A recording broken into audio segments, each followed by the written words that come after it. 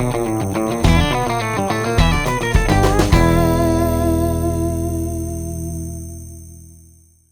old were you when you realized that 36. or found that out? 36. Oh, okay. So like recently. Yeah, and I was like, okay, well, can we fucking put a pin in that? Get back to mom.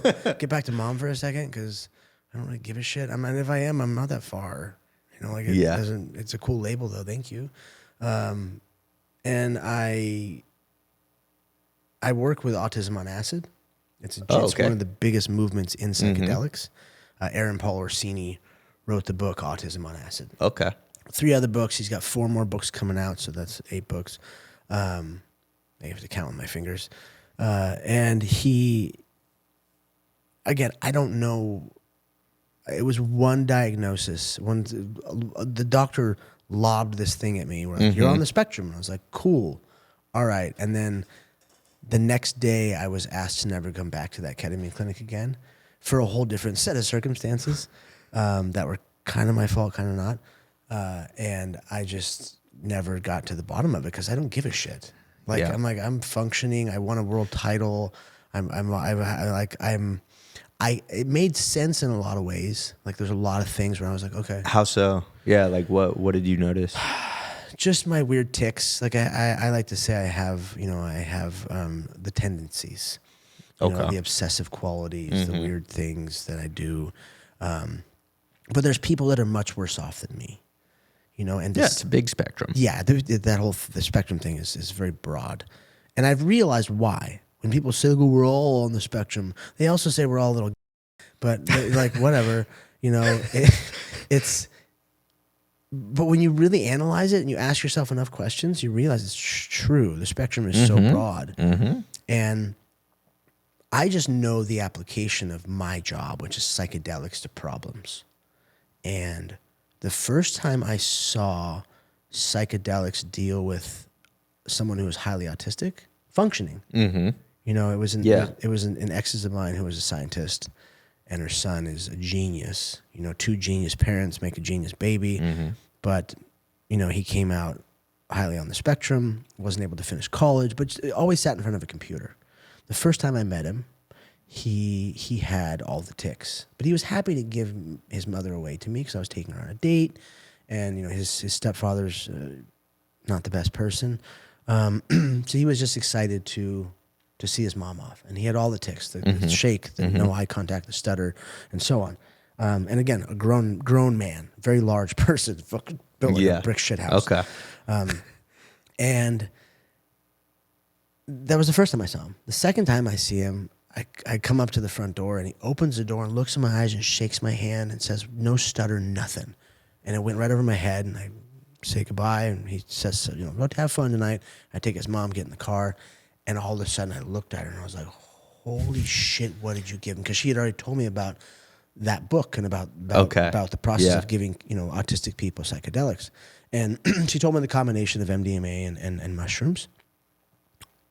And it evaporated all of the tics. Interesting. This is someone who was never able to interface with the world properly. And God, it makes me want to tear up already, like thinking about it, because I love this man. And he was a boy at that time, a giant child, man-child. But to see, you know, I dated his mother for a couple of years, and to see the change in this person to, at one point where I was in the backyard, you know, barbecuing, and he's like, hey, can you teach me how to be an adult? And I was like, well, I'm just figuring it out. So help me smoke this meat, you know, I have my Traeger, and then we'll go inside and feed the family. And, you know, just to see him finish his degree, become, you know, such an amazing worker, like working 50 hours a week and just coming to his own. Yeah. It was one of the greatest things I've honestly seen in my life. Is that what initially got you into psychedelics? No, I was a naughty kid. I you know, sold, you know, weed and everything. My dad smuggled cannabis around the world. When he was, you know, a kid in the 70s. Yeah. He's got cool stories of being in Kathmandu and all kinds of wild shit. Okay. My brother and I were naughty. We sold a lot of weed and psychedelics, and sometimes some other shit that wasn't good growing up, because, you know, the pill epidemic, you just fall into your own addictions, you sell what you're addicted to. But for me, psychedelics started at 12 years old. Started smoking cannabis at 8, way too young for both of these substances. But, you psychedelics, I think I took MDMA that same year, 12, 13. I took mescaline that same year. I was thinking about it the night. I was like, well, when did this all really start? And then, throughout my life, there was ketamine, there was this, there was that, and the other thing. And it really didn't come to the forefront of my mind as a healing modality until I started, until I retired. Okay. I wanted to kill myself. I was addicted to fentanyl and to heroin and Oxycontin and to anything really that got me high. But those were the things that had a hold of my body. Because I started taking pills when I was 14, through wrestling. I was always injured, taking pills just felt good. And then, overdosed at 27, 28. And, I was it always was the thing that ruined my life, ruined my career, ruined my relationships, ruined my businesses that I had started. And my dad always told me, about eating peyote buttons in the desert and about how it's all ceremonial and how these are medicines. These aren't drugs. And he wouldn't get mad when my Uncle Leroy would drop off 100 pounds in the garage. My dad couldn't pull his Porsche at the beach house. He's like, I don't care about that, but get out there, rest that shit out of my house. Get those pills, get that cocaine out of my house. That's not good stuff. And I was trying to be a bad boy. I was being a douchebag, And he was always very much on the plant side, the medicine side. And when I retired, I was friends with Joe Rogan. I heard a lot of his information. My brother, being someone who had been extracting DMT for like 15 years. Okay. So he was early into that. Yeah, my brother was super into it. And I knew that it's DMT is what made me retire. It was like, time to grow up, Peter Pan, Count Chocula. It's time to, you were a world champion 7 years ago, dude. Let's move on. You're addicted. You've stuck a loaded gun in your mouth. I don't know how many times. The only reason I didn't pull the trigger was because my daughter. So and when fentanyl's not getting you high enough, and I never injected anything because I knew that I was a fighter. I didn't want track marks, and I knew that would be the end. So I thought, okay, let's figure this out. We healed my daughter from juvenile rheumatoid arthritis. Wow. Yeah, it probably took 2-3 years to heal her completely. But she got sick at 2. This is when I was the best in the world. And to be the toughest, one of the baddest people on the planet, pound for pound, looked at one of the best. But I couldn't help my own kid. Yeah. She couldn't walk. She couldn't think straight. Was a lot of stress. Yeah. And they put her on methotrexate. They put her on these horrible pharmaceuticals. And I was like, I can't do this. Her hair is thinning. This is so fucked. Yeah. So I turned to what I knew the power of cannabis was, Rick Simpson oil, things like that. And I talked to doctors and scientists and nutritionists and athletes like Angela Durazo, who has or had an autoimmune disease like that. And she was like, it's all diet and exercise, and then, getting a 2-year-old stoned or a 3-year-old stoned is kind of funny, but kind of not, But if she was in pain, I took the day off. I'm getting baked with her. We're gonna eat. We're gonna take this cannabis oil and we're gonna watch cartoons and I'm gonna color with her or whatever because this is my life. This is my everything. And it worked. She's now 12. She hasn't taken cannabis in years. I don't think she doesn't even want CBD. She's asking me, is there CBD in here? I'm like, maybe, yes, I don't know. She's like, I don't want any. She's a very clean kid. Now she's a super athlete. Everything she does is top tier, top 1%, top half a percent. Schooling, I don't want to say straight A's, but close to straight A's. Developing into a young woman. Yeah. Everything is functioning perfectly with her body. She's very, very healthy, has very healthy habits because she lives what I've preached my whole life. So I retired, started microdosing. And psychedelics gave me the idea to get off of drugs, but my body That's interesting. Yeah. It gave you the idea. It was like, you need to do this, otherwise you're going to die. And the perspective in a deep DMT trip with my brother. So then I used peptides to actually heal myself. And if anybody out there has someone who's addicted that cannot get off things, rehabs very rarely work. The recidivism rate is crazy. Pharmaceuticals don't work. We need to stop looking at modern medicine and we need to look at biology. Peptides, NAD, BPC, all these things will get you off of, or BDNF will get you off of those drugs. Mm-hmm. I was trying to get off drugs for 20 years. And all I had to take was a round of peptides to And get that off it. game changer It's for a you. game changer. Yeah. And now that's a big thing that I work with Pyxis Biologics. It's a peptide company. I help facilitate people getting stem cells and the peptides. Yeah. I'm actually going to be partnering up through my nonprofit with a stem cell clinic and ayahuasca center in Colombia. Oh wow. I'm going down in October. So again, biology, not petroleum-based medicine with a bunch of arrogant doctors who think they know what's best for you, even though they don't know shit about what's really going on in your body. They're just making assumptions, and they're pressuring you into doing things like vaccinations and whatnot. But that's a whole different rabbit hole I can complain about. And I don't want to get into it because I have a lot of doctor friends. But there's ways to heal, and I healed myself. I was the worst off, and through that process, of course, there was a learning curve. Being such an addict, I've made all the mistakes in psychedelia. I've used ayahuasca wrong. I've abused mushrooms. I've abused ketamine. Working for a ketamine company, they give you free ketamine. Not a good idea. It's not the best idea to have that much ketamine at home, especially with the propensities I've always had. And finally, I get to say, as an adult, that it's over. As a 40-year-old man, I just got out of the jungles doing ayahuasca, like you said.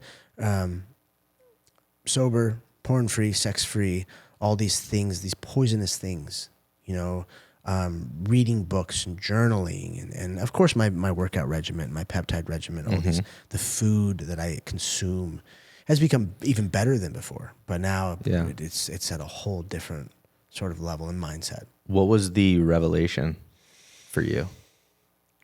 Like, obviously the psychedelics are the substance that got you there, but what happened mentally for you when you were on those trips, or what changed from a mental perspective for you?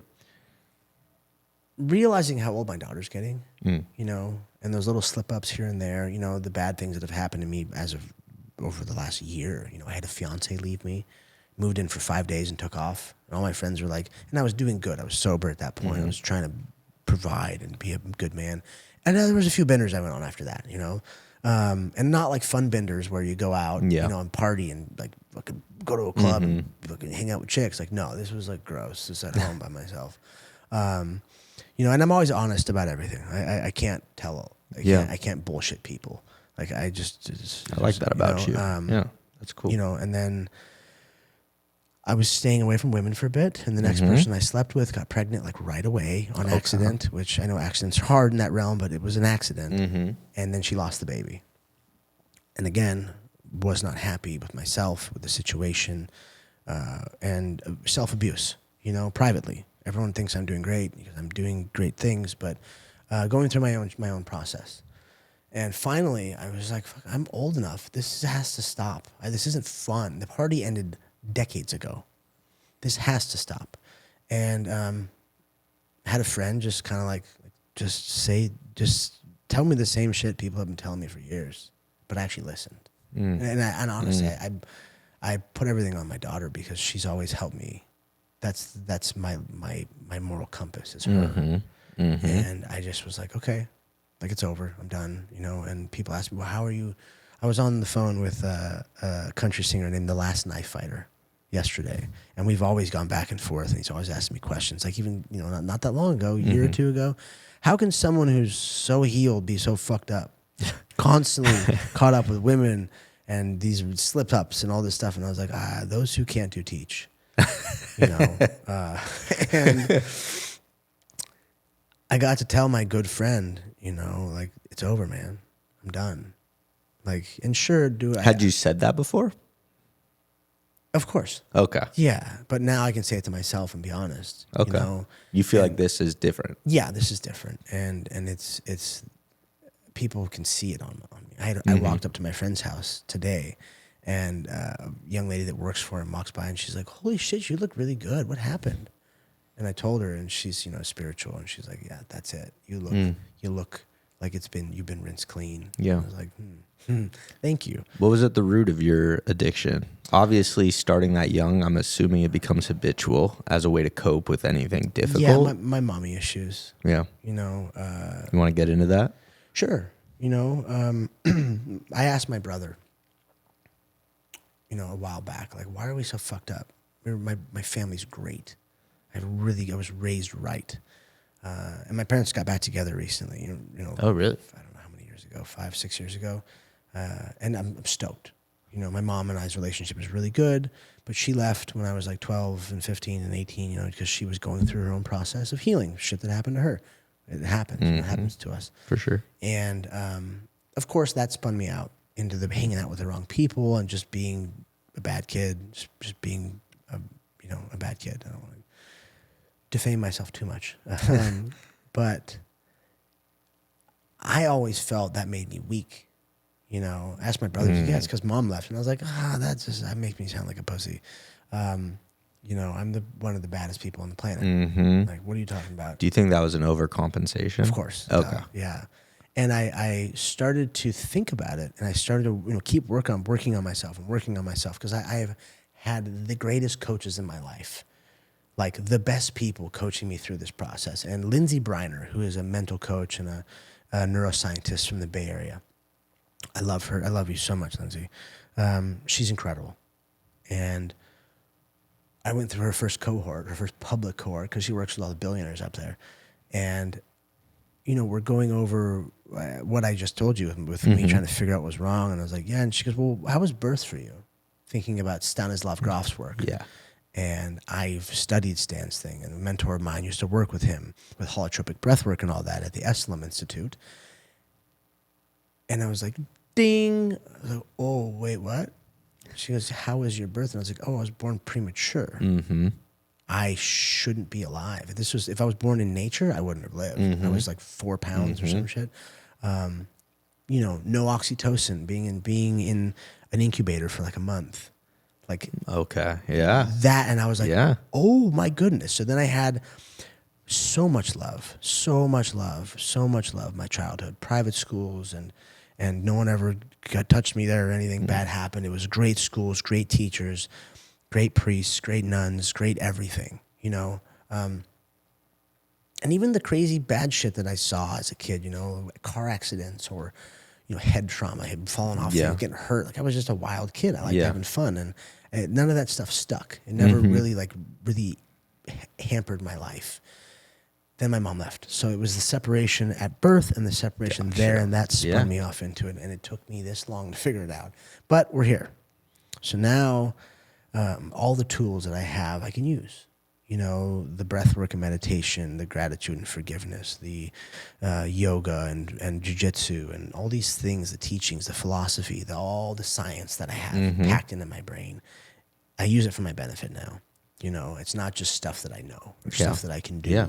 It's stuff that is a daily practice for me because I need structure. I was born and raised a martial artist. The structure of that, the structure of the church, you know, and I tell people, I don't care what you believe in. It's all the same. Once you reach certain levels of enlightenment, like I have, and like anyone can, I'm not special. It's through this medicine work. I've reached levels of enlightenment. And I've said this around Muslims and Jews and Catholics and Christians, because being a Catholic, you know, I always have to state that. But I go, once you realize these books are all the same thing, you can push them aside and realize there's one source. And if you want to be polytheistic, you can think, yes, there's the small gods, the saints, whatever they are. These are people, I think, that have reached certain levels of enlightenment and prophesized things and had a different connection to source. But there's one source, you know. And I said that in front of a Muslim fighter who takes psychedelics. And he's like, brother, I keep saying this to Khabib and to all these other Muslim fighters, and they think I'm crazy. I was like, because you are crazy, man. Yeah. You are crazy because you're the first Muslim fighter I've ever heard talk about psychedelics like you have. Yeah. And I'm proud of you, but you need to know that you tread carefully. Because when you first heal, you know, no one can tell the difference. You know, you have to peel back tons of layers. For sure. And people have to know you very intimately and see the growth. You that young woman who said that earlier. Yeah. She has seen the growth. She Yeah. has seen me in a hole and depressed and abusing myself, and she's seen the difference. And she just saw me walking through the street and was like, "You're different." Yeah. Because that's what it takes is someone who is enlightened already to see that. Your everyday, you know, most of your parents, most of the people around you have never even thought about it, or they're so like, no, I don't ever want to take a drug. Yeah. It's not a drug, it's a medicine, and they'll never understand that. So Yeah. I tell people, if they do go through their process of healing, you need to tread carefully and keep it quiet. You know, if people ask and see the difference, you tell them why. But going home and going, "I'm healed, listen to me," it's just going to get you in more trouble. Yeah. How can people use these substances responsibly? And the reason I ask is I had a client recently who is an addict as well, and he was in a mental health facility that they were talking about the use of psychedelics, and he kind of freaked out because he was like, "I'm an addict. I can't even entertain this because my brain goes straight to abusing it." So how can people like that use it responsibly or understand how it can be healing for them? Because it sounds like you've had that. Yeah. I mean, that's your journey. Yes. So someone who's been to rehab twice, died of a drug overdose, and they didn't give me Narcan and send me home. I was on the operating table for 24 hours. My brother had to sit there for 24 hours, and they told him I was dead more than once. And to hear that story was really intense because, I never heard that story before. And these medicines will peel away the layers or the visceral reaction that is leading you, the visceral reaction to the trauma that's leading you to addiction. It takes that away. So then you can see it and go, "Oh, okay, that's what I have to deal with." Okay, well now I'm not disturbed by it to the point of wanting to go and use. I see. And people can't conceptualize that until they do it. You know, you'll never know until you try. And if you're not doing healing at home, like I got this bag of ketamine, I'm going to go snort it and try and get better. You should be under a supervised, you know, whether that's in a clinic with ketamine or in the jungles with ayahuasca or on the reservation with mushrooms or whatever it is. You need structure and community and homework and something we call integration. Integration is the most important part. So otherwise, it's just a drug. But you have to look at it as medicine. You have to word it as medicine. You have to really change your frame of thought and reference to it all so you can approach it properly. And you know, you can take mushrooms at Coachella and have a life-changing experience and never want to do anything bad again. But we're humans surrounded by 5G and social media and you know, all this crazy stuff. It's really hard for that to happen. So it takes work. People always ask, well, why do you have to keep doing it? Because the layers are piled on top of each other, and you have to peel back a lot of layers because you're not going to get all the way to the bottom in one go. More than likely. Sometimes, sure. But if you can do that, God bless you, I guess. But you probably had a really boring life. You know, and trauma only comes in a few flavors, as you know, and we're all afflicted with at least one of them. Most of us have more than one. And you just have to have the structure in the community. And I highly recommend having an integration coach. That's something that I do pretty much for free most of the time. I have very few paid clients. I do the integration coaching because it's what people deserve. They need to be led in that direction. I'm curious. I mean, I've never talked to someone who's died before. What do you remember from that experience? And zero. Okay. And no white light, nothing. That actually led me to be like, there's no fucking God. Really? There's no God. And I fought it for a while. And I said, no, like, you're fucking joking. You know, like, Jesus doesn't love you. You know, why would he do this to us? And I mean, the amount of trauma that I have from my best friend dying in my arms, my other best friend killing his wife and killing himself, and me being the first person on the scene, to my first coach. There's my first two coaches were paired. One of them, because they split, I went with this one, and he kicked me out of the gym for being a bad kid, like 19, and then killed himself a couple days later. I've been through a lot. Yeah. And you have to peel back those layers. You have to get into it. The addiction, it takes daily work. Yeah, for sure. It takes daily work and forgiving yourself and to find God, whatever that means to you. The God word has been bastardized. Yeah, agreed. And I get why it's a dirty word to people. Universe, whatever you want to call it. But like spiritualism, that everyone's all about, this light language and people doing all this stuff. And it's godless for the most part. Talking about the chakras. I've studied the Vedic text. I do Kundalini. I do the breath work. I pray at every altar I can. Lindsay, my coach, is a Buddhist. My mentor, my main mentor in life, Jason Henderson, ran SEAL Team 6 for 20 years. He's a Catholic. I have Sontantar Sarai, my guru, my guy, my Kundalini teacher who does gong ceremonies. Like I sit with all these people because I want to learn all of it. Because that's what Jesus did. When he was from 3 years old to 30, he traveled the world. He traveled that part of the world and learned from all these people. And that's what I'm trying to do. And I'm not trying to think I'm Jesus or anything. I just like learning things. Yeah. Because I spent most of my life not ignoring learning. All I knew was I fight. Ian fight good. Yeah. Okay. And now, I even go to Catholic church sometimes. Because I'm a Catholic. It's where I like. The mission is beautiful. I don't know if you've ever been to the mission, but it's the jewel of the missions. It's incredibly pretty. The message is great. I like structure. I like that sort of religion. And that's just me. And you can do whatever form of, you're a Christian, cool. Put your hands in the air and cry, roll on the ground, grab a snake, whatever you're into. Just do it. Just understand that it's important because it all this around us wasn't just a random thing. This was all created by something, some intelligent design, and math can't compute it. And that's the other things I've tried to study is physics. And one of my best friends growing up is a physics professor, and I'm lost half the time, but I listen, and all I keep hearing is at the end they're like, we don't know.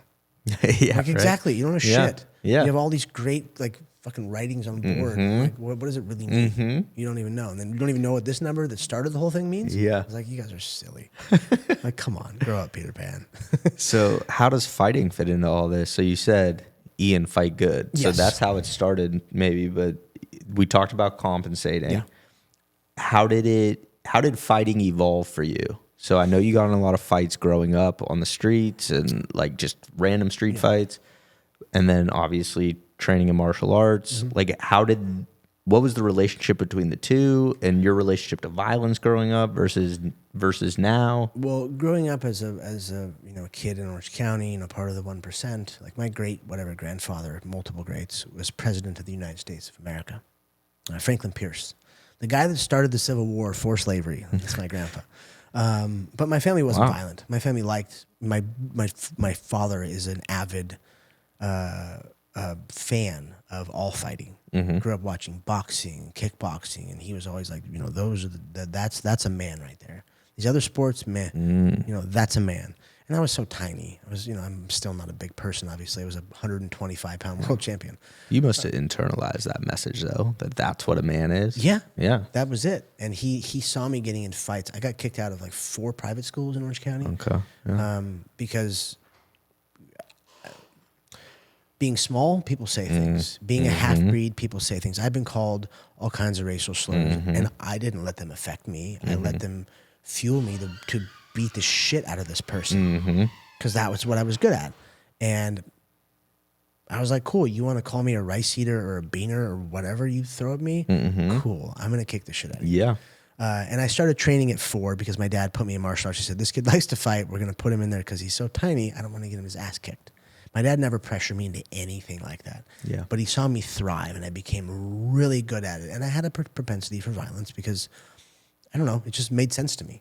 My art, my genius lies in fighting. It lies in violence. And I like to make it beautiful. And efficient, obviously. And, you know, I got a black belt by the time I was 13, started doing jiu-jitsu at 13 once I left Kung Fu. Kung Fu Sansu was the art. And then started wrestling at 13, started kickboxing by 14, I think. And by the time I was 15, I could beat up trained grown men. Mm-hmm. Not just dads at parties or guys at college parties or men at the beach. People that know what they're doing. People that know what they're doing. I was very good by 15. And there's a lot of like young prodigies right now. I was like one of the first. Yeah. And I excelled. I was like, this is all I want to do. I watched the first UFCs and like, I'm gonna help build this sport. I'm going to be a world champion. You found purpose in that early on. Exactly. Because that's all I class would start and I'd fall asleep, right? I'd put my head, put my hood up and I'd fall asleep because I couldn't do this whatever this was in front of me. And I studied weird things. As a little kid, I wanted to be a scientist. Oh, you know, really? Not many little kids want to be a scientist. I know. You ever see the movie Medicine Man? No. Sean Connery is Okay. this degenerate scientist looking for a cure for cancer in the Amazon. He's drinking all like the homemade hooch that the natives, make, and he's sleeping with the native women, and he's running out into the forest to beat up loggers who are cutting down trees. And I was like, that's the guy I want to be. Such a weird thing to be. But Sean Connery, I thought was great. Yeah, Sean Connery's a man. Exactly, right? He's a man. Yeah. And I resonated with it all so much. And once I took off with martial arts, science took a back seat, I thought. Mm-hmm. But through my whole process of fighting and becoming the best in the world, I was pioneering recovery stuff. All ice baths and saunas and hyperbaric chambers and intravenous vitamins. It's everywhere now. And using food as my fuel. I always had a chef. I always had, I'm lucky I grew up, my mom's a chef too. I grew up with money. And then once I started fighting, I had it still. And I always paid attention. I always asked questions. I've always been the why, what does this do? What does that do? And I looked it up and researched it. And then when my daughter got sick, I had to take a stand. And that's when my scientific understanding of the human body, the inflammatory system, the brain, all of it really took off. So then fast forward to my retirement, I understood the science of it, and I became physically healed. My brain became healed. Then I realized I was spiritually bankrupt. And that became, this was, like 6.5 years ago. I realized like, oh, okay, this is what I'm missing. And that's when I dated that scientist woman. And she taught me how to treat a woman for the first time in my life outside of being an object. Because back when I was a fighter, like it sounds douchey to say, but 3 different countries in this world I've shown up to and young women were crying because I was there. That's not me. That's the UFC marketing machine being whatever heartthrob they sold me as. TMZ was calling. Women were just were an accomplishment for me. And just the thing that I had at my beck and call. And I had to get right with that. I have a daughter. I had to figure this out. Yeah. So that's been a big search of mine because I obviously still love women. I think women are fucking amazing. I just don't want to sleep with all of them anymore. Like I'm like, no, we're good. Like I just want one, for the rest of my life, which I can't seem to find. But that's besides the point. Not to sidetrack too much, but do you think a lot of it was validation? You mentioned your issues with your mom. So then yes, the mommy issues were very apparent, and I needed that. So then I went down the path of studying religions, ancient civilizations. And I'm actually doing a research project with Graham Hancock, the guy who studies ancient civilizations and stuff with dimethyltryptamine. But I go deep on things, and I spend all my time researching, just like I did with science. And so now it's reading what all the smart people before me have said, whether they're religious people or the philosophers or Stoics, and just really taking it in and teaching it myself. Because now I'm 40, I'm the sage, I'm the coach. I am the stone that they sharpen their blades upon, these athletes. I got my black eye here. I got a split lip here from a fucking 15-year-old spinning back, elbowing me in the mouth with no pad on. I was like, I grabbed him. You must be teaching him well if he's able to do that. But he shouldn't be throwing that, which actually I don't have a mouthpiece on, and we're not even there's like, dude, yeah, I should kill you right now, but I'm not going to. This just happened. I don't have a pain. I can't feel pain. Can't feel it anymore. Yeah, well, I just done it enough. Never had to deal with it. Yeah, and it's just like, oh, I have my eyes swollen. I was like, oh, cool. Like, yeah, no, I went to my daughter's back to school night with a black eye. I'm sure all of her parents were teachers. This fucking guy. But so, now I'm really teaching people to find peace within themselves, self-love. That was something, I had done so much work with psychedelics, taken crazy high, 20 grams of mushrooms. Therapy starts at 3.5. Yeah. I'm at 20. I get to talk to God. I get to deal with these things. I get to meet my unborn son. I know his name. But I never had self-love. And I remember a healer of mine. She was deep in the Yucatan jungle, and I'd been going through ayahuasca and that big mushroom trip. And she rubs this egg on me after she gives me a massage, and she cracks it and puts it in the glass and looks at it. And she goes, "You have bad eyes." I was like, "Oh yeah, this one got poked. I'm going blind, not blind, but it's going bad. This one's aging gracefully." And she's like, "Shh, stop talking." She's like, "No, you have bad eyes on you." And I was like, oh yeah, Monica, people hate me for who I used to be, and I'm not that person anymore, but yes, you're right. And obviously I start crying, and she's like, you need self-love. And it's in broken English. She speaks Spanish. And I go and I sit with the owner of the retreat center. This is my friend Jose, and we're smoking mapacho, which is like ceremonial tobacco. And he's like, tomorrow morning we're going to give you some 5-MeO DMT. Which, like, if you ask Mike Tyson, he freaks out on it when he smokes it because it's all the demons come out. It was in crazy gentle with me. Everyone's so afraid of it. I was so afraid of it. And it was the great white light of love. I have a video of the ceremony. My other shaman is playing a harp above me, and it was so amazing. 5-MeO, I think 5 times I've done it, has been so comforting. And that's your first experience with self-love. With self-love. Yeah. And I finally found it. And then I've been able to, love myself ever since. It's been sustainable ever since, though. Yeah. There's been times, obviously, because that was 3.5 years ago, where I've abused myself, but I still love myself. I'm like, we got to get out of this. I have my id, my ego, and my superego all talking, going like, hey, we should get our shit together. Let's love ourselves. And for me, when I needed a hug, it was drugs at points, Yeah.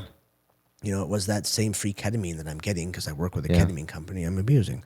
You don't seem to half-ass anything. No, I go deep with things. Like people take 200 milligrams of ketamine. I'm going to take 1,200. Yeah. I look up the LD50 and go, well, I'm not there yet, so we're good. It's funny, like your healing journey versus like abusing drugs, right? Like quite opposite, but you go balls to the wall in both directions. Yes. I don't, now I've finally pulled off the gas. I don't need to take big doses anymore. I don't, I'm sure will I eventually, but I'm making these ones stick first, these lessons. Like Alan Watts once said, once you get the message, hang up the phone. I'm finally hanging up the phone. And again, I'm sure there will be times, like I microdose here and there because my healer said, you can microdose psychedelics, but you take one, sub-perceptual, the way a microdose is supposed to be. And I was like, okay. And now it's been that way. I get home and I'm like, for the process of epigenetic neurogenesis, the healing of my brain, I'll microdose. Not every day. That's inappropriate, when I need it. When do you know that you need it? Sometimes days are rough, but sometimes on a rough day, I don't want to take a microdose because I need to feel this pain. I need to know where this is coming from. Yes. So for me, it's become more of a sports performance benefit, a protective benefit. Now I'm going to go spar and get a black eye because I still got it. Mm-hmm. I'm only 40, and I can still beat up guys in the top 5 in the world, which is neat. You know, do I want to fight again? No, I'm never. I was just going to ask you that. Like my daughter asked me the other day. She's like, "I want to see you fight in the UFC." Because I told her about a fighter that I got the better of. You know, as he was getting ready for a big time fight, and he's top 5 in the world. As I left the cage, my coach looks at me and goes, "You still got it." And I was like, "I don't want it. You see the bruise on my forehead? It fucking hurts." But my daughter said, "I want to see it." How come you don't want to anymore? My body wouldn't hold up. Probably, I could come off the couch. This might sound cocky, but I can come off the couch and honestly, probably technically take top 5 in the world. That's a fighter mentality. If you didn't say that, you wouldn't be where you are today. I know that because I just did it. Mm-hmm. But it's in the sparring room. Mm-hmm. You know, I get that. And this person is going through a training camp. I come off the couch. I get the better of him in a few times. And my ego goes up a little bit. But, you know, I told my daughter, I said, UFC would never sign me. I said, watch. So I text Sean Shelby. I said, "Hey, man, what do you think?" And he laughed. He said, "Bro, you're 40. And you're coming off 2 losses and did a whole different organization. Remember you left us?" And I was like, I showed my daughter. I go, "See? Never going to happen, so don't ask." I've humored the fact of like fighting on a Jake Paul card to beat up an influencer. You know, but because it would be good financially. Or let's say the UFC would sign me. I would put my body on the line for my nonprofit. Mm-hmm. I'll fight for free. You know, what does he say in Snatch? Fuck it, I'll fight for free. Yeah. You know, because I need eyes and money for my nonprofit. I need people to know what I'm doing. And if I have to sacrifice myself for it, I'll do it. Yeah. I will go out on my shield. And I know I can beat up any of these influencers. Anyways. Where does that mission come from? Like, what is your mission with your nonprofit? Like, why fight so hard for it? What's your purpose in that? Because of all the friends I've lost. You know, we do traumatic brain injury research, and we're looking to research, you know, the PTSD that's tied to that and the eating disorders and how traumatic brain injury affects menstrual cycles or whatever we can figure out, you know. But and not just using fighters anymore. I've got athletes of all walks of life. But because back to, you know, my best friend Shane died in my arms. Justin, you know, killed his wife and killed himself, and Jeremy killed himself, and this is just my friends in fighting. Yeah. You know, Phil Baroni, I love Uncle Phil, but he just killed his girlfriend allegedly in Mexico. You know, Gary Goodrich is dying in front of us of you know, dementia and those sort of things. CTE. You have people like Junior Seau shoots himself and leaves, you know, shoots in the chest. These are all people. I've got a bunch of friends that played football. Yeah. You know, and I have a bunch of friends in all kinds of sports. Surfers. Like, think of this. Any major sporting organization, Tony Hawk doing a spin, that touchdown, that fight, this soccer header into a goal, whatever it is, I'd say 95% of those athletes have brain damage. Serious. Yeah. Concussion issues. I have no doubt. And that leads to the addictions and to the acting out and the depression and all these negative things. And eventually it leads to death through CTE issues, whether they want to call it Parkinson's or they want to call it ALS. Like my cousin just died of ALS, and I was giving him tons of psychedelics until he died. You know, even fighting cancer, because what we're doing is we're dropping inflammation. We're showing the worst amount of inflammation, and we're showing how we can drop it down. You know, Megan Bly at the team that I work with at University of Miami, I set up 2 studies with Johns Hopkins first, and then with Miami for the UFC, using mushrooms. And neither study happened because of politics and funding and whatnot, but that's besides the point. Megan Bly, I asked her, kind of put this in perspective for me. She goes, okay, so you have your brain's here, this circle, and you have a little black dot in the middle, or it could be a big black dot. That's dead tissue. It goes from gray to white. We want to figure out how much of the white we can restore, how much of the gray we can get rid of. Yeah. And I was like, what about the black? She goes, we can't. And I laughed and I said, I don't believe you. I've felt the black come back. I love, you know, telling that model of science and those super smart people with the doctorates and the scientists and stuff that they're wrong, because I've proven them wrong before. And I pray to God that we can heal the black. But it's, as long as we can measure how much we've healed people. Yeah. That's the data. You know, I have my ayahuasca study happening in March. Through my nonprofit, we're going down to the Ayahuasca Foundation in Peru, in Iquitos, which is, you don't get any more legitimate than that. Shipibo-led shamanism. We have Onaya Science is my scientific team. We have the first PhD of ayahuasca. We have a psychopharmacologist. We have Dr. Wei Feng, who just gave a TED Talk in China about ayahuasca. So, Nige and Simon, my team there, Joe. I have the best team in the world for science. Young UK researchers we're making a difference. And I do believe the study, I think we're going to hang the plaque for, it's like a university in Melbourne, because Australia gives you a lot of leeway to do what we need to do. But, you know, once we can show the data, then the data will be used, and that'll go to someone's bank account or a university or whatever. Cool, great. If we can make some money off it, awesome. Like, it's not why I'm here. This is my life's work. For me, it is the stories. Because if I've got like 60 world titles of my friends all raising their hands, this guy has 1 world title, this one has 2, this one has 10, 12 even. Like, some of the greatest of all time are my friends. I'm very lucky. They either sit on my couch and they tell me their problems, or I talk to them on Instagram, or over the phone or whatever it is. If I can get these men and women to tell their stories, because we call it the pollination effect. A scientist named Melissa Dawn taught me this. And she's been very good to me over the years scientifically. As the queen bee researcher that I now am, I'm going to give the worker bees with the blue check marks the right information and the right healing and science and all this to go out and pollinate all the minds that they can, because no one wants to listen to doctors or scientists anymore, because doctors and scientists have lied to us so much. Yeah. So much. Yeah. And then with the arrogance and all this, like, this, I get it, you got bills to pay, you're overcharging. There's a lot of things that I don't want to poo-poo opioid epidemic. Yeah, exactly. Money. Like, and I don't want to say anything bad about anybody really. But it's just, you want to do it right. I want to do it right. I want to get rid of these petroleum-based products that are trying to push on us, and out of these textbooks that, again, are based off those same products that they don't work like they should, and get these athletes to tell their stories, to affect more people. Because the amount of people, not just women that have cried. I made a guy cry recently who met me. He was just starting to cry, telling me his story about being a vet and all that. Yeah. And his wife looked at me and she was like, "Who the fuck are you?" And I was like, I do this to people. I'm sorry. I have this effect on people. And to know that I'm not the only athlete that has that effect on people. Yeah. Because they know my story of death and overdose and all this stuff and how I'm better now.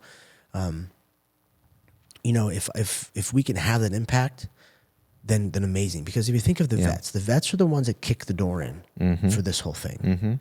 That's how I modeled my nonprofit after the Heroic Hearts Project, who is the best 501c3 in psychedelics. They have given me so much. I love those guys so much. Jesse and Jared, the CEO and the head coach, 2 of my closest friends. And like I said, my mentor is Random SEAL Team 6. Yeah. I work very closely with all these military people. But they are supposed to be nameless and faceless. They sign a contract to never talk about what they've done, to what's happened. And back to my mentor, he's like, fucking people with their podcasts. I'm like, yeah, just chalk it up to kids these days. I think as a culture, we need them to tell their stories. Couldn't agree more. I love Sean Ryan, but they're not supposed to do that. But athletes can. Yeah. Athletes, that's what we do. Yeah. We're all sages. We're these people that have achieved something that no one else could, or maybe they could have if they put the work in starting a long time ago. But athletes give people hope.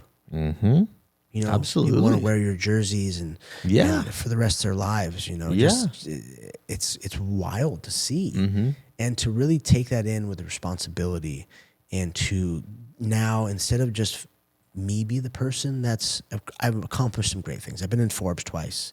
I was on HBO Real Sports, cover of LA Weekly, which is 16 million copies of my face on it. It said, "Fight Shaman." The one word I said don't use. Of course, they put the buzzword shaman. And I was like, God damn it. But it is what it is. Now, if I can have my friends, these other athletes, going out there and doing their work, telling their stories, the impact is going to be crazy. Absolutely. That's why I was so eager to have you on. I think that's the point, is to give people hope. Yes. That you could have gone through the trials and tribulations that you did and be a role model to people and give them hope in what you've experienced and to have still accomplished great things. I think it's incredible. So this is my model. You have mainly it's the TBI, fixing that. Mm-hmm. But then you have the athletes that need to retire. What's next? Mm-hmm. You know how scary that is? Mm-hmm. Because if you're an athlete and you have achieved those great things, Yeah. there's a giant chance that you don't have other life skills. Yeah. You have Yeah. forsaken them. You have pushed them aside and never learned them in the first place. Mm-hmm. Taxes or whatever human interactions you're supposed to have, like they don't work for you. Yeah. Because you don't know that's how to one do of the only fields where there's like an expiration date. Yeah. Right? Like Exactly. being a therapist, I could do this forever. Yeah. You know, you become good at another skill, you could do it forever. Yeah. And we Athletics isn't that way. no. Yeah. And you expire and then you're cast aside. Yeah. You are. Yeah. And it's, once you retire, there's no more phone calls. Maybe there's one more celebratory phone call, check, interviews, and it all goes away. Your agent stops calling you, your friends, especially and then you think like, I'm out, and you stop going to the gym, you get fat, you just get bored. We're trying to give these people a life after it. Yeah. So the first set of athletes that come through this are going to have all of them will have the opportunity to be a coach. If we can get the donations, I can afford to give them a scholarship to go through a certification process. Like Being True to You is the certification I have. It's a 6-month program. So incredible. The education you get out of it. In addiction, in detox, in food, in spirituality, in psychedelics, and all that sort of stuff. It's like 5 days a week. Wow. I didn't know what I was signing up for when Heroic Hearts Project got me a scholarship, and I was just like, "Yeah, I'll do it. Whatever. I'm gonna do this other course at the same time." And I was like, nope. Once I started doing it, I was like, "No way." And it hurt thinking I'm going to go in every day and hear traumas and talk about my own traumas and deal with it. But it was beautiful. Yeah, it was really incredible. But to have these athletes go through the process and then coach for me, because eventually, just like Heroic Hearts Project, they've got thousands of people going through this every year. Yeah. And I can't coach everybody. Yeah. Realistically, I'm the politician. I need to be the guy on stage in a suit at the Big Maps conference talking about what we're doing, with my team of researchers and scientists and doctors all up there, shaking hands and kissing babies, getting donations, which is something I'm horrible at doing, but I'll figure it out. I'm not that good at that part yet, pandering for money. But once the momentum has already started. We have a big event on September 14th, which you're invited to, where we're going to be teaming up with HHP and Autism on Acid, having a little educational part in the beginning. Then it's my 40th birthday celebration, which we didn't celebrate in May, so we're doing it now. There'll be a comedy roast, and so the roast me. I'll do my best to roast them back. I did comedy for 5 years to get better at public speaking. Oh, I realized the first thing I realized was I'm not that funny. So I was like, I'm over this, and I don't want to be a famous comedian. This is not my thing. But we have that event. I'm going to be speaking at 2 music festivals at Lake Paris here in Southern California. Same but different. And then I forgot the next one. And then I have a talk at a Balboa Bay Club here coming up. And, these things just build. Yeah, you're spreading the word. Exactly. For sure. And people, I work with all kinds of clients. And now, most of what I do is cheap or free, and I get to help these people. My friend Tara she was in a major car accident and lost a child, went through a lot. She's an amazing story on Instagram, Tara Nolan, the most inspirational person I've met in a very long time. And to see her working on walking again, and she's made so much progress. Yeah. And for her to brag about me to everybody else who's in her situation, I was like, that's cool. Like, yeah, she's like, no, they all want to meet you. They want you to talk here and do this. And I was like, oh, rad. Okay, this is working. My life of service to others is leading to what I want. Yeah. It feels like you're doing the right thing. Yeah. Your purpose. Yeah. Exactly. For sure. And just giving back and giving back and giving back constantly. And yeah, my life of service starts at the gym with the young athletes, the kids. But every day I don't know how many people I'm talking to, and the amount of people that tell me I saved their life, every week. I'm just like, okay, hold on. I got you an illicit product, sir or ma'am. Whether that's cops or firemen or, people that work for the government or autistic children or old people, young people, whatever it is, athletes. These people all need help. And I'm just here I'm here to just be a flashlight in the dark, because I was born in the dark. I know what it feels like to be there. I'm very comfortable there. Yeah. I'm all these ancient cultures. Number one, they always say to reach enlightenment, you have to die before you die. But they all have a boatman. Someone that, whether it's Greeks or the Vikings or the Egyptians, or someone that ferries these people from this world to the next and back. For a token or whatever it is. There's some thing there that I don't usually charge a token, but I probably should. But people trust me to do that. They trust me to help them go to the other world and have that death and come back as a better person. Because you've experienced it yourself. So I talked to a good buddy of mine. He's a therapist as well. And that's why we do what we do, because we've been through the dark, we've made it to the light, and we want to help other people. Like, come with us. It's nice. It's nice over here. It's not that bad. Yeah. Yeah. Everyone's so afraid of it. Yeah. Well, because in order to get there, you have to address all your trauma. You have to look at all the darkness and acknowledge that it's there and really kind of study it and see, like, what's the root of all this shit? Yeah. And how can I overcome it? Because the easier thing to do is to just ignore it or avoid it, take drugs, numb it out. Yeah. That's the easier thing in the moment. It's not fun to look at all the trauma and the darkness. Yeah. But in order to get to the real light, I think that's what you got to do. Yeah. And people are like, I'm scared. Like, you should be scared. Yeah. You're gonna get on a plane to Peru with me and go into the jungle and drink some crazy thing that tastes really weird, and then you're gonna like the whole process. You should be frightened because you're going to go step into the dark and deal with all those hungry ghosts, as Gabor Mate says. All the things that are trapped inside your tissue, all the traumas that happened. Those things, they haunt you.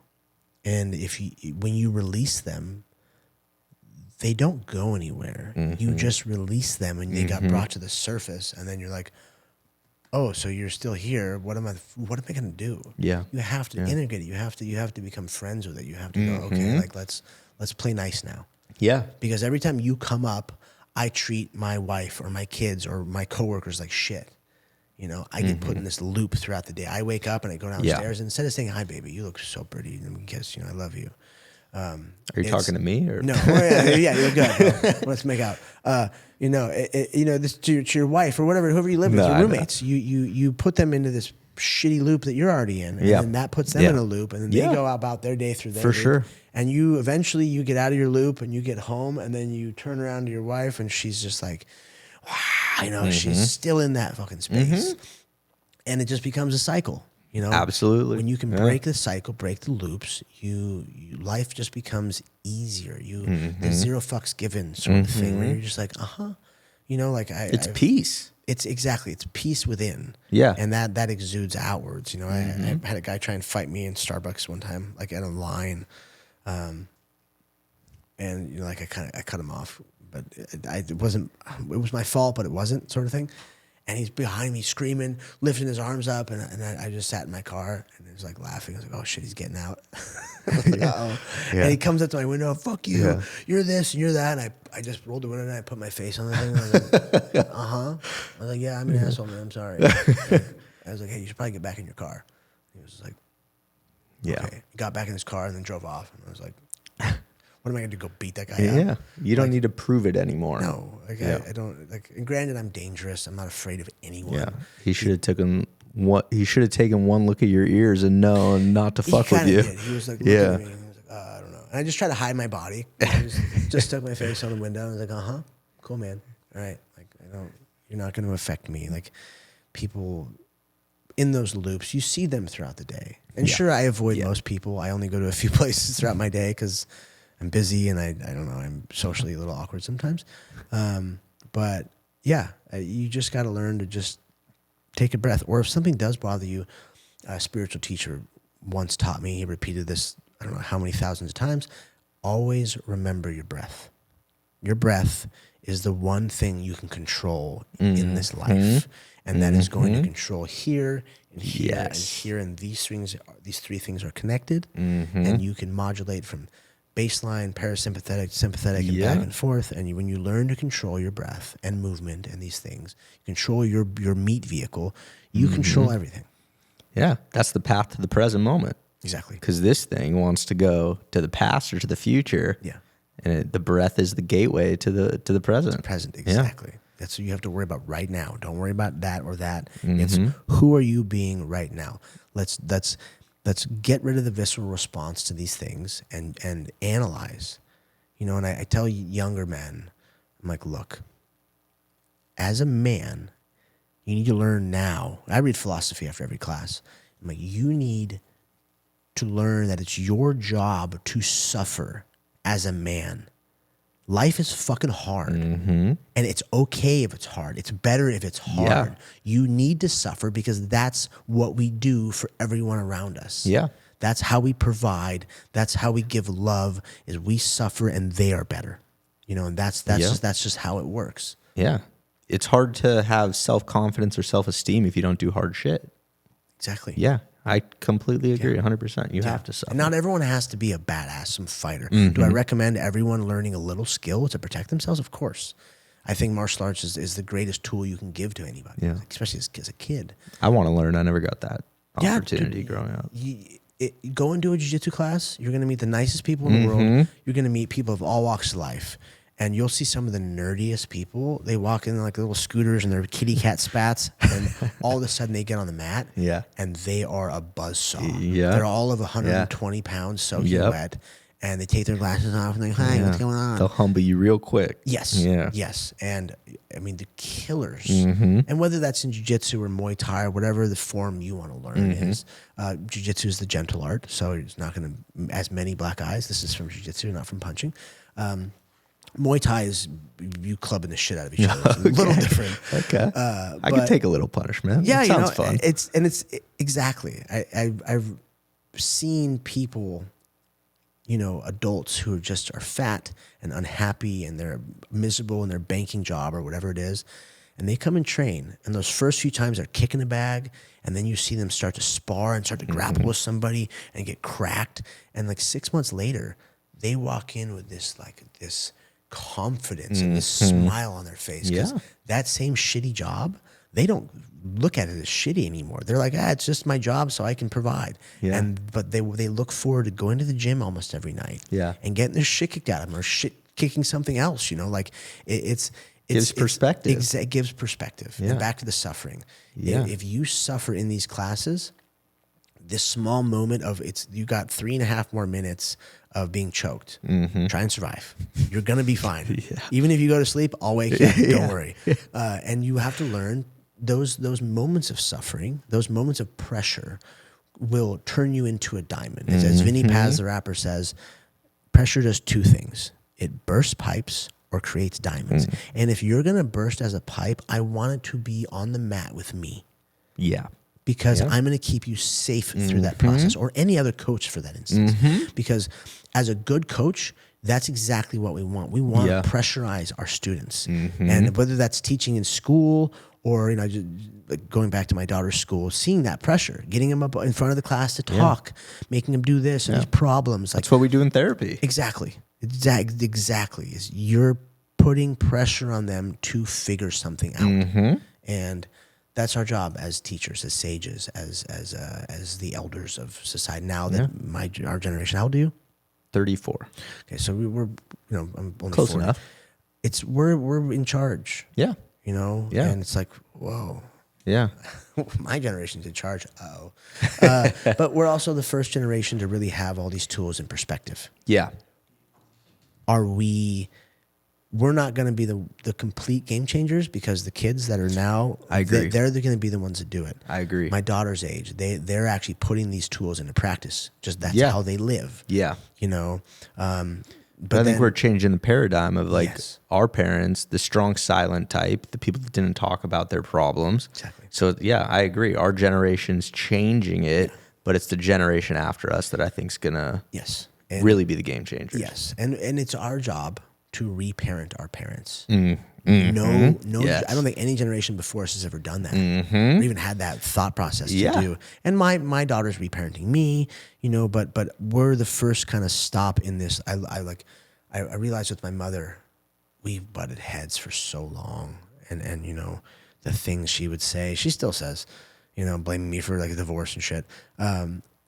Once I'm healed, what the fuck's wrong with you? I'm this and I've done this work, blah blah blah. That doesn't work. Not never gonna work. No. Okay, but me getting rid of the visceral response to her bullshit, has changed her. Yes, That's what it is. Yes, that was key to my success within healing my family and keeping everything copacetic. Yeah, and that's true inner peace. Yeah, it's true inner peace. And now, if you know her or my dad or whatever lets anything slip, which they rarely do now, you know, it's a kiss on the forehead. It's I love you, or just if I have to leave the room, I leave the room. But I don't, you know, I don't. It's like okay, like I just change subjects. Like, You don't take it personal. No. Because you realize it's coming from a place of hurt or a place of pain. Exactly. Yeah. Exactly. And you can't ask those people to change. Yeah. Yeah. We can reparent them and trick them into changing, but it's only through changing yourself. Because if you don't change, they're never going to change. Yeah.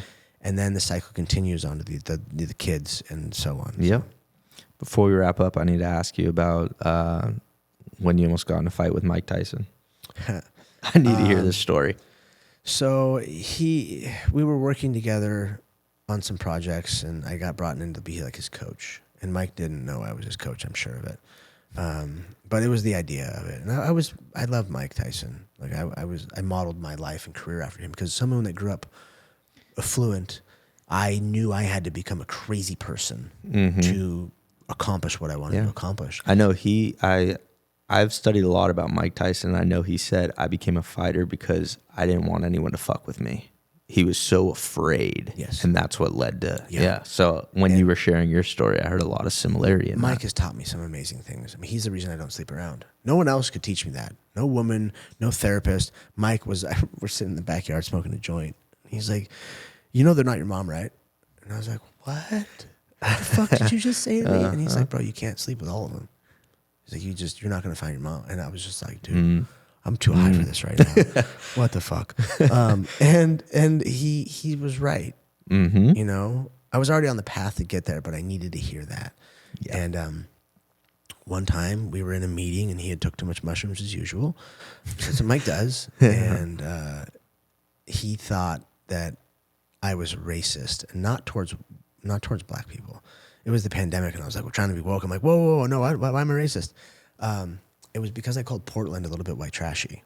I was explaining this business model we were going to have and how things are, you know, decriminalized and building a psychedelic brand for them because they had Mike Tyson, the Mike Tyson Ranch or whatever. Tyson Ranch was the company. Just kind of my 30,000 foot view of where we're going to put offices, and our first offices in this part of Oregon. Why Southern Oregon? Well, because it's right near the border. We don't care about Oregon. We want California as a marketplace. Why not Portland? I was like, during the pandemic, I'm like, you ever been to Portland, Mike? No. I was like, bro, it's a shithole. I was like, it's super white trashy. Yeah. Shout out Portland. And he goes, what'd you say? I was like, yeah, man, no trash like white trash, right, Mike? And I'm a comedian at the time. And I was like, right? Like, I thought that was a funny joke, but he did not think that, yeah. And then I'm continuing with my talk about the business in this room full of business people, and he keeps chirping off at me, starts to like threaten my life, and fuck you, I'll kill you. And I was like, okay. So I stood up, and I was like, oh, this is gonna be rad. I get to fight Mike Tyson, and I had been sizing him up for months at that point. You know, I'm like, you're not that big, bro. You're not that strong. You're old. Like, you don't know. You don't even know how to get choked. You don't know how to choke anybody. Yeah, you get him on the ground. I've got world-class wrestling, and I'm a backpack on you. The most violent backpack ever. I'm going to put you to sleep, and then I'm getting the fuck out of here. And then, you know, the person who owned the house is a very great mentor to me and another man I respect a lot. And as this whole thing is yelling at me and shit, I looked at that guy and he was like, "Don't do it. Like, don't, not happening." And I was like, "Okay, I'm gonna leave here emasculated then. Fuck all you guys." And I left. But you could have done something. Well, and as long as you know that would have gone two ways. Yeah. My head would have been put into orbit, or I would have grabbed that lamp and thrown it at him, and then I would have choked him unconscious. And that would have been. Part of me is like, that would have been a much cooler story. Yeah, but that would have made the news probably. Yeah, it wouldn't have been appropriate, like for either of us. It's not a good look, and that's growth. And that's maturity. Growth. Of course, at the time I was heartbroken because the guy I looked up to, never meet your mentors kind of thing. And I thought I was making progress in this my coaching world. That was my first big client. And it was just a shit show. So it is what it is. I don't hold a grudge against anybody. I just, it's a cool story now. Yeah. Like I'm okay with it. Actually, there's a sober coach named Mike Bayer that he's always on Dr. Phil's, or at least he used to be. I know the name. A big giant. He's got really good jiu-jitsu actually. I was sitting at his house. I gave him some body work in West Hollywood, and teaching him some jiu-jitsu. Stretching him out, working on. He's just a fucking massive guy, and he's sitting there, and he's like, we're friends, and we're working together. He goes, my next thing got canceled. He goes, "Can we talk?" I was like, "Yeah." He goes, "All right, sit down." And he just gave me this speech about my life and about like getting my shit together and getting more sober and all this sort of thing, and really analyzed the Mike Tyson situation and was like, "This is your first major client. You think you're just gonna knock it out of the park?" It's like, how many clients I fucked up before I got this right? And he's worked with all kinds of people in Hollywood. And I was like, "Oh." He goes, "You need to forgive yourself. Drop it. Who cares? Like, do you really want to be friends with them?" I was like, "Not really." He was like, "Exactly." He's like, "Then give yourself a break and realize that you dropped the ball, or the universe dropped it for you, or he did, or whatever. It doesn't matter. Forgive and forget. Get over it." And that was a big turning point as well. Because I just talked to Mike yesterday. So that's been my growth process with that whole story. Yeah. Ian, thank you so much, man. Thank you. It has been an absolute pleasure. Where can the people find you? Ian McCall on social media, Athlete's Journey Home on social media. The McCall Method is my for-profit LLC. The nonprofit is Athlete's Journey Home. And most things are just on my Instagram. I don't have TikTok. I'm 40. I don't want one. But yeah, if you want to, there's tons of stuff online. Don't read my Wikipedia page. That's all. My birthday isn't even right. It's like, it says a bunch of weird shit about me. Someone must have not liked me when they wrote that. I heard Mike Tyson put all that stuff up there. Because he can type really well, I'm sure. But yeah, my Instagram is the best place because you get to see all the things I'm doing, all the things I've done. There's so much information, and it's entertaining. I do post a lot of memes. Usually, I've kind of backed off since I got home from Peru, just because I don't want to be on social media. But I love posting funny memes, and lately it's politics because politics are hilarious. Yes, and up until like 6 months ago, I was a felon from my former, my youth. Yeah. And congrats! I got all that expunged, and so I never voted. I was always like, I'm not going to vote. This is stupid. Like, I'm going to blame all this on you guys. Yeah. So I have a different perspective to politics. But I make fun of Biden a ton. I make fun of Trump because it's easy, and I believe he's the choice we need to make, especially with RFK joining his thing, which I called like a year ago. I'm like, look, this is never going to work. So he has to go with this guy because that side's horrible. And I hope everyone sees this. This is like, oh, you guys, do you see these crazy? So I post a lot of funny stuff and a lot of like. You don't take life too seriously, which I think is important. Yeah, and have I lost a couple friends because of my posting, my shit posting? Yes, I have, and I've also realized who's crazy, who lives in a whole alternate reality. I'm like, we're not that good of friends. I still love you, but I don't want to hang out with you anymore because you believe in nonsense. Yeah, but it is what it is, and I just want everyone to know I love them. Like, no matter what it is you believe, and just as long as you're a good person, just be a good person and remember that I love you. That's it. What's one word of advice you would say for all the young people?